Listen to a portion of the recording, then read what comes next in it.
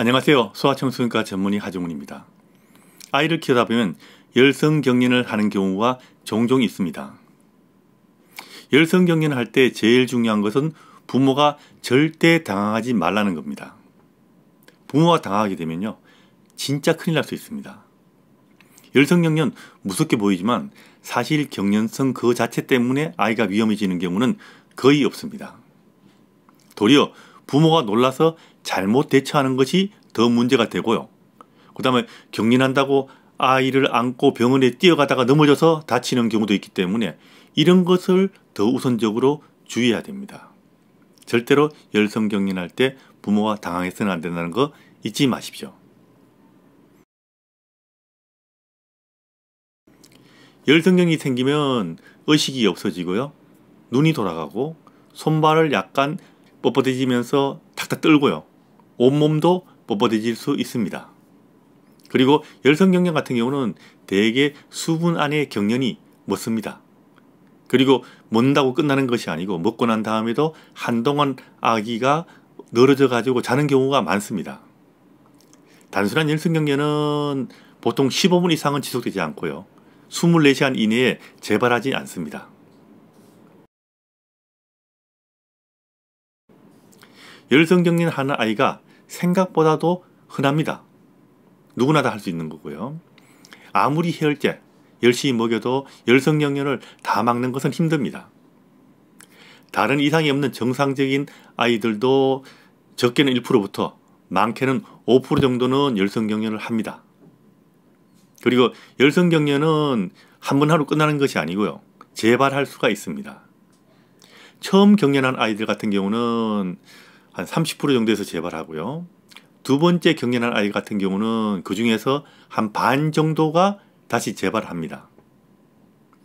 어릴 때 경련할수록 열성경련은 재발을 더 잘하는데 1세 이전의 아이가 처음 경련한 경우는 반 정도에서 재발합니다. 전체적으로 처음 경련할 때 30%지만 1세 이하에서 처음 경련한 경우는 반 정도가 재발하기 때문에 발생 빈도가 더 증가되는 거죠. 열성경련하면 부모들은 우리 아이가 경련성 질환으로 넘어가지 않을까라고 고민하시는 분들이 상당히 많습니다. 그런데 천만다행히도 열성경련 때문에 경련성 질환으로 넘어가는 것은 일단은 아니라고 보시면 됩니다. 물론 원래 그런 병을 가진 아이가 열이 날 때 열성경련을 좀 더 쉽게 할 수 있기 때문에 열성경련 후에 나중에 경련성 질환이 생기기도 합니다. 그래서 그런 오해가 생기지만 이 병이 그 병으로 넘어가는 것은 아니라고 생각하시면 됩니다. 이렇게 어릴 때 열성경련을 하는 아이도 한 5세가 지나면 열성경련이 확 줄게 됩니다. 물론 5세가 지나서도 열성경련을 할 수는 있지만 많이 준다는 거고요. 아이가 열성경련을 하는 경우는 우리가 제일 우선적으로 다시 말씀드리지만 절대로 당황해서는 안 됩니다. 이게 제일 중요합니다. 경련 자체는 큰 문제가 없지만 당황하면 큰일 날 수 있고요. 경련할 경우, 열성경련할 경우 우선 아이를 평평한 곳에 눕히십시오. 그리고 입안에 음식이 들어있으면 입안에 음식을 빼주거나 많이 빼기 힘들 경우는 고개를 옆으로 돌려서 흘려서 좀 빼주시면 됩니다. 잘 나오지 않는 음식을 억지로 빼려고 손가락을 집어넣고 힘을 주다가 음식이 안으로 밀려 들어가는 경우는 기도를 막을 수도 있기 때문에 굉장히 주의하셔야 됩니다. 열이 심한 경우는 옷을 벗기고 미지근한 물로 닦아주는 것도 하나의 방법입니다. 혀를 깨물까봐 입안에 숟가락을 넣어주시는 분들도 생각보다 있습니다. 그런데 이런 경우 입안을 더 다칠 수 있고 혀가 다칠 수 있기 때문에 입안에 뭘 넣어주는 것은 권장하지 않습니다. 열이 심하다고 경련을 하는 도중에 해열제 같은 약을 먹이는 분도 있는데 이것은 큰일 날 일입니다. 잘못하면 의식이 없는 아이가 입안에 약이 들어가게 되면 호흡기로 들어가서 숨이 막히거나 폐렴에 걸릴 수도 있기 때문입니다. 그리고 경련할 때 팔 꽉 잡아주시는 분도 있는데 이것은 곤란하고요. 숨 못 쉬고 팔이 진다고 인공호흡 시키는 분도 있는데 이것도 안 됩니다. 열성경련하는 아이들의 모습을 잘 관찰해야 됩니다. 열성경련은 원칙적으로 좌우 대칭으로 전체적으로 균형 있게 경련을 하게 되는데 만일 비대칭으로 경련하거나 경련 시간이 너무 오래 됐을 때는 한 몇 분 정도 지속하는가를 시간을 갖다 재봐야 됩니다. 정신이 없더라도. 그래서 이 경련의 양상을 나중에 병원에 갔을 때 의사에게 알려주셔야지 의사가 얘가 열성 경련을 한 것인지 아니면 다른 경련을 한 것인지를 구분하는데 이것이 굉장히 중요하기 때문에 부모님께서 이걸 알아두셔야 됩니다. 열성 경련 할 때는 경련이 멎으면 그리고 아이가 안정되면 의사의 진료를 받으러 가는 것이 좋습니다. 물론 바로 움직이는 것이 좋은 경우도 있습니다. 경련하는 도중에 움직여야 되는 것도 있고요. 우선 경련을 하는데 좌우 비대칭으로 경련하거나 경련 시간이 5분 이상 지속되거나 경련이 반복될 때는 바로 소아과 의사의 진료를 받는 것이 좋습니다. 그리고 다른 문제가 있거나 아이가 다치거나 아니면 머리를 어디 붙인 이후에 경련하는 경우도 이런 경우는 바로 응급실로 가는 것이 좋습니다. 그리고 열이 없는 상태에서 경련했다. 이것은 일단 열성 경련이 아니죠. 이런 경우도 바로 의사의 진료를 받는 것이 좋습니다. 근데 경련하는 아이들 보면 겁이 나죠. 그래서 겁이 너무 나거나 어떻게 해야 될지 모를 경우는 119를 부르시면 됩니다. 그러면 119에서 어떻게 하라 이런 것을 다 가르쳐주고 앰뷸런스를 보내주기도 합니다. 열이 심한 경우는 좌약을 넣어줄 수도 있습니다. 하지만 좌약은 지금 당장 효과를 보는 것이 아니고 열을 떨어뜨리지 않기 때문에 열성 경련 멈추는 데는 별 소용이 없습니다. 열성 경련하면 정신없죠. 안 그래도 정신없는데 좌약을 찾을 정신 없습니다. 그 좌약 찾으려고 시간 낭비하지 말고 더 당황할 필요 없고 그냥 좌약은 잊어버리셔도 됩니다. 열성 경련이 먹고 난 다음에 뭐 해열제를 쓰거나 좌약을 쓰거나 그런 걸 하는 겁니다. 열성 경련 흔합니다. 그리고 열성 경련의 재발도 흔합니다.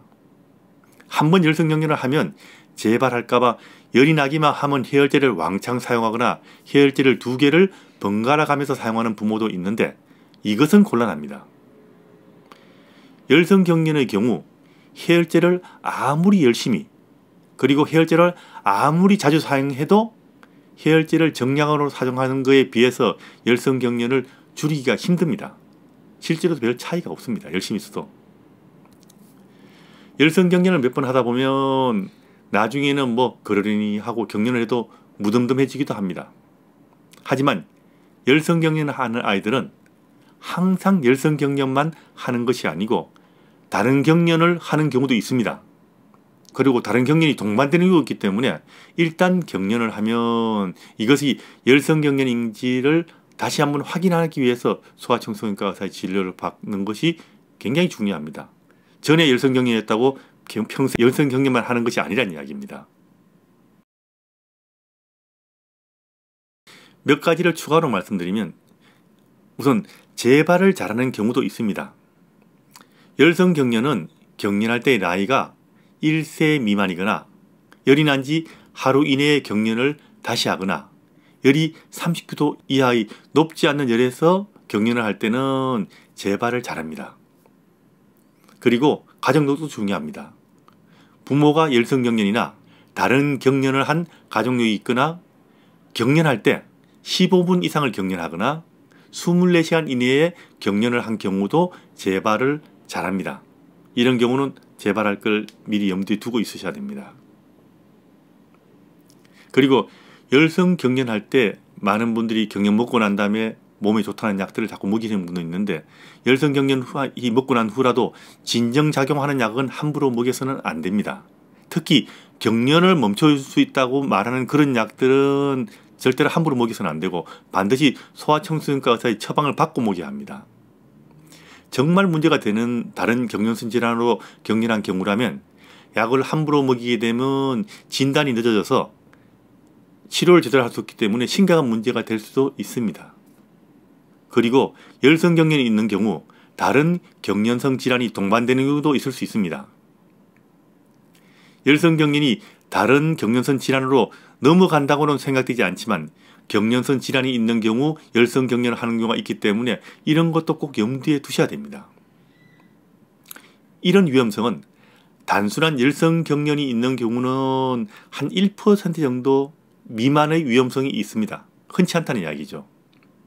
그리고 15분 이상 경련을 하거나 24시간 이내에 재발하는 경우는 위험성이 6% 정도로 증가됩니다.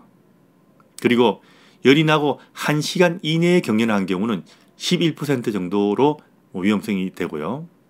몸의 한쪽이 경련한 경우는 29%까지 위험성이 증가되기 때문에 경련을 할 때는 어떤 모습으로 경련하는가를 잘 파악하는 것이 아이들의 예후를 판단하는데 매우 중요하다는 사실 잊지 마십시오.